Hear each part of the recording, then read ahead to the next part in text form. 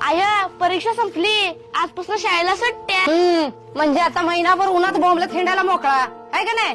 पावडे बिड पाठ करायचं महिनाभर चांगलं 30 पर्यंत. आता हे आय गप बस जरा, आज सुट्ट्या लागल्या ती. 2-4 दिवसांनी मी मामाच्या गावाला जाणार आहे बघ. जायच तर जावा. आता काय पोटाला आणि बिन खातोस का मामाकडे जाऊन खाणार आहेस? चला.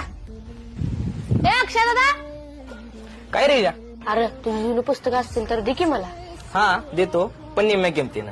आणि गाईड पण आहे माझ्याकडे. बरं तू दे पुस्तकं, मी आईकडनं पैसे घेऊन नंतर देतो तुला. ठीक आहे. आणि गाईड सापडून झाले, नंतर शोधून देतो. आय काय रेजा?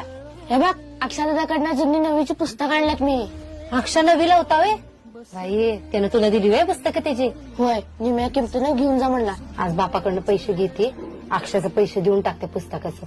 आणि गाईड बी देतो म्हणलाय बाय. आरवळीची पानं का फाडायला लागलायस? जुन्या वयातली पानं शिल्लक राहिली ती एकत्र करून बाइंडिंग करून आणतो की. त्यानं मग एक मोठी वही तयार होत्या. म्हणजे पुढच्या वर्षी 1-2 वेळा कमी आणलं तरी चालतंय, आणि तेवढाच खर्च वाचतोय ग. हिजा, कमी वयात लय समज आहे बघ तुला. आपल्या परिस्थितीची चांगली जाण आहे. असंच लक्ष देऊन अभ्यास कर बर का. आणि विसरू नकोस हे दिवस कधी. त्यामुळे आयुष्यात कवा वाया जाणार नाहीस बघ तू, असाच जर वागत राहिलास तर. काय मुला? आय तू नको काळजी करूस. तू आणि पप्पा कसले दिवस काढलेत हे मला माहित आहे ग. त्यामुळे मी वाया जायचा इशेच येत नाही.